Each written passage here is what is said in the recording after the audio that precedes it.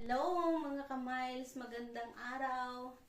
Isang panibagong vlog na naman po ngayon at pasensya na sa aking mga subscriber kung madalang po akong mag-upload. At ngayon po nagkataong nandito ako sa bahay. Ang oras po natin ay 11:45 ng umaga at ngayon ay araw ng Martes.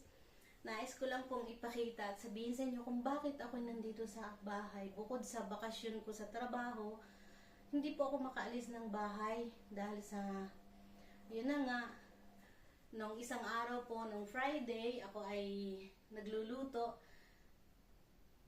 Yung kawali kong ginagamit na may mantika na mainit, tumaob po siya at ito ang naging resulta. Ay, hindi kita. Ito po, oh, yan.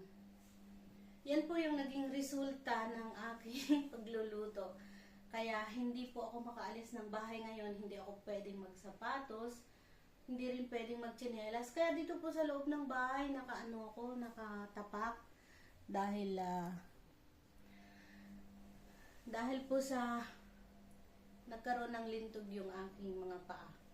Yung mga daliri sa ibabaw. So, ayun po. Pero kahit po gano'n, nandito, nakakatrabaho naman, nakakalakad, okay lang po. Medyo, sa gabi lang, medyo nagkikirutan yung mga gilid, pero okay naman po. Sa inyong lahat, sa mga subscriber, dati at luma, at mga bago, maraming salamat po sa inyong lahat. Ito po yung buhay dito sa ibang bansa na hindi mo inaasahan na nandun ka sa loob ng bahay mo, magluluto ka lang. Yun pala may mangyayari na hindi mo naiintindihan. Yun po yung aksidenteng hindi mo talaga inaasahan kasi nagluluto ka.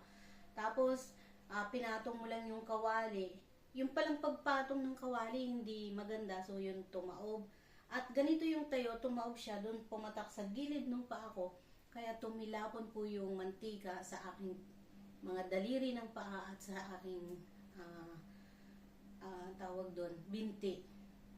So, sa lahat po ng mga nagluluto, sa labas man ng bahay o sa loob, siguraduhin po natin na yung ating mga ginamit or gagamitin o ano, ay maayos. Maayos naman po yung aking kawaling ginamit. Ako lang po yung hindi naging maayos yung pakapaglagay ko doon sa tungko. Kaya yun po ang nangyari. At ngayon po, nandito tayo sa bahay, nag-ayos tayo ng ating maliit na kwarto. Habang si Mr. ay nasa trabaho, tayo nandito sa bahay. At nakakatrabaho naman po ako. Ayun. So sa inyong lahat, kamusta po kayo? Uupo muna po ako kasi kanina pa ako nakatayo. At yun nga po. Ngayon, kaya po ako nandito sa bahay dahil ngayon ay August. Meron akong 2 linggong bakasyon binigay ng employer ko na dapat magagamit ko sa paggala, pamamasyal kasama ng mga ibang kaibigan o ano. Pero dahil nga doon sa nangyari, yun, stay at home po tayo. Sabi nga ng mga kakilala ko, siguro yan yung plano na mag-stay ka muna sa bahay dahil nga sa loob ng 1 taon na trabaho, yun. Kaya kahit gusto ko pong lumabas or gustong-gusto ko pa naman na pumunta ng dagat, magligo sa dagat. Pero hindi ko po magagawa ngayon dahil nga, dahil sa paa ko, hindi pwedeng gawin.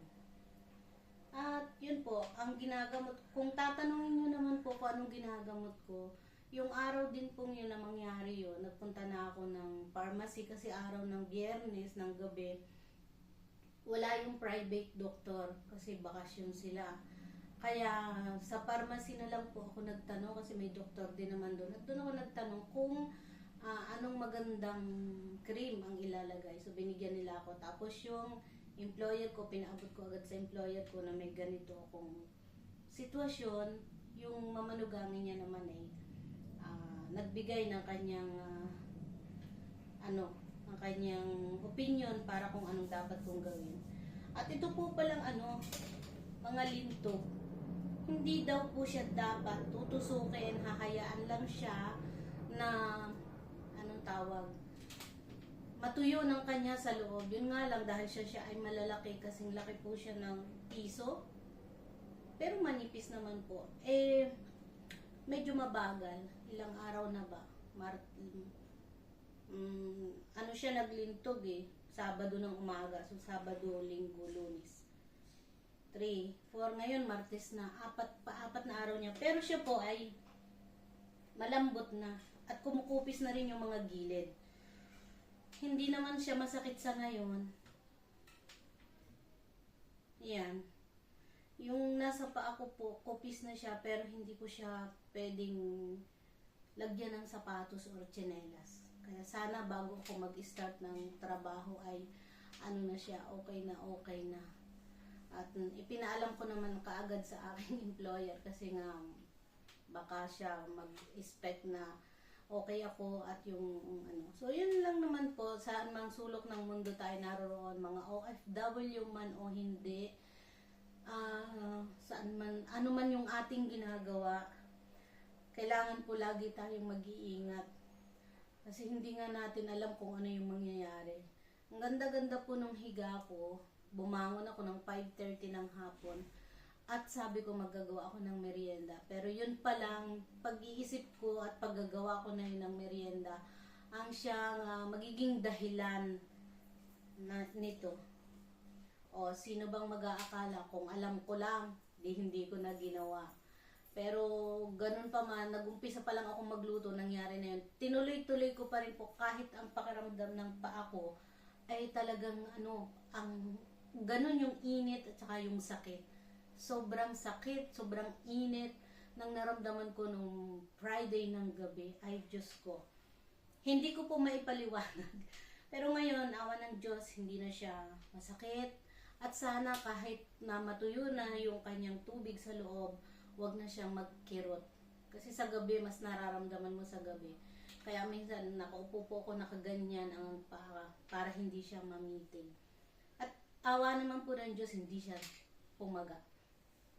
So, yun lang po ang istorya ng aking pagtigil at nangyari sa aking mga journey ngayon. At pasensya na rin po kung medyo talaga madalang ang aking pag-upload sa aking YouTube channel. At sana po kahit ganito lang ay suportahan niyo pa rin ako. Maraming salamat po sa inyong lahat. At nais kong pasalamatan ang aking asawa sa kanyang patuloy na pagsuporta sa akin. Kay Sir Ted Aspel Roma, maraming salamat. At sa Team Sako na hindi nagsasawang sumuporta sa akin kahit po mabibilang sa daliri yung aking pag-upload ng aking video dito sa aking YouTube channel. Muli po, maraming salamat sa inyo at mabuhay kayong lahat, mabuhay tayong lahat. Bye-bye and God bless you all.